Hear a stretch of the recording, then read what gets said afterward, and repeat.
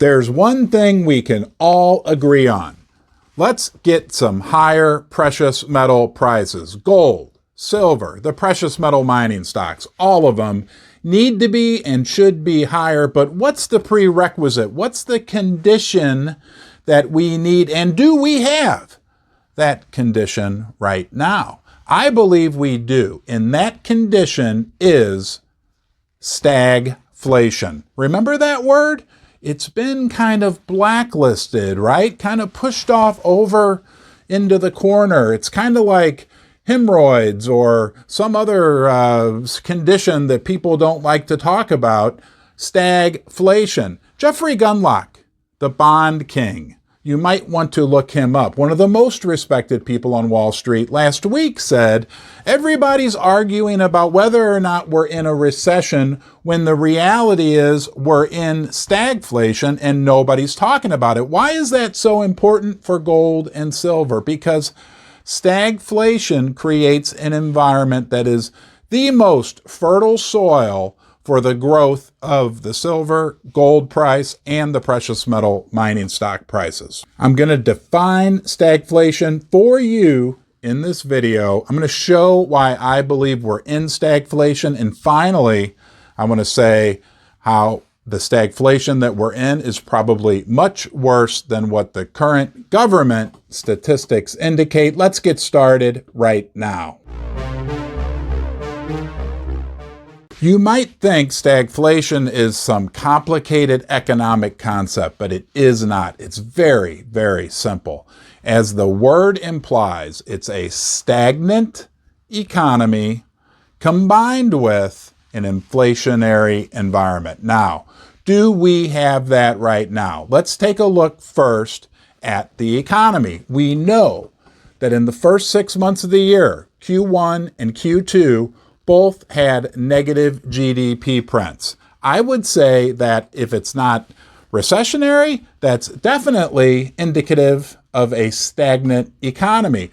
We've got data coming through. For instance, Walmart just yesterday, foot traffic down 3%. If people can't afford to shop at Walmart, I'd say that the economy is not in all that great of shape. The consumer is tapped out with consumer debt at all-time highs.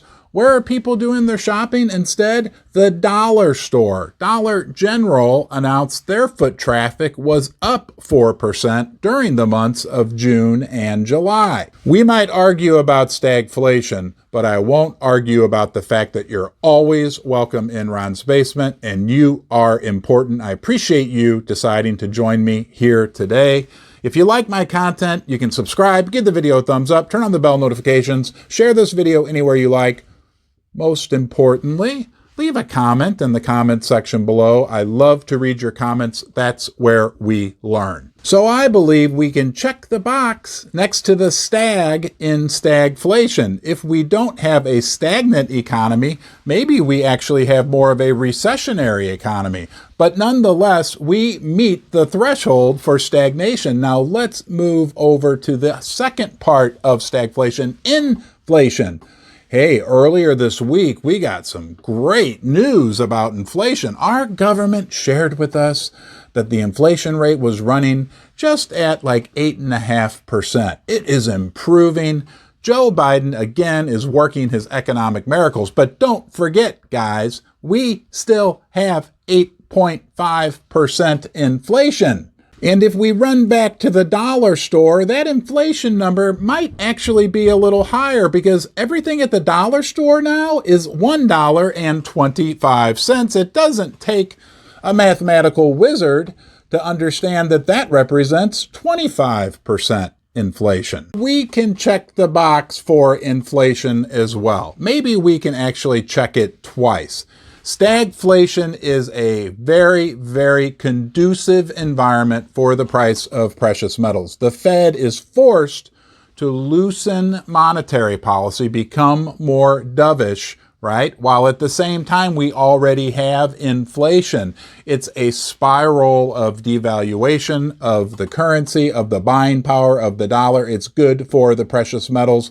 It will eventually be recognized. For now, It's blacklisted, right? Nobody talks about it. I bet if you asked Janet Yellen or Jerome Powell about stagflation, they would kind of smirk at you and give you this snide, like, no. We like to use words like transition. Nonetheless, we are in stagflation. It is, you can deny it, they can deny it all they want. It is a good, solid environment for the price of the precious metals. Now, here's the real kicker. Think about this, guys. We're looking at this from a perspective of the official government numbers, right? GDP contracting, inflation going up.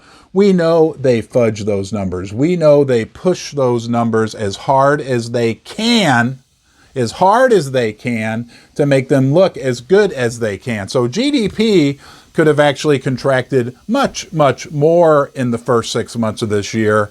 And the inflation number, well, you know as well as I, and many, many people can prove that inflation is much, much higher than what the government is officially telling us. This all spells good news long term for the price of the precious metals. The Fed is painted in a corner, and they're getting painted more and more into a corner. And guess what? The only thing sitting over in that corner, it's been ignored for a long time, but guess what's sitting over in that corner? Silver and gold and me and you. Hey, I appreciate you joining me here in Ron's Basement. I hope you decide to come back. And until next time, you be well.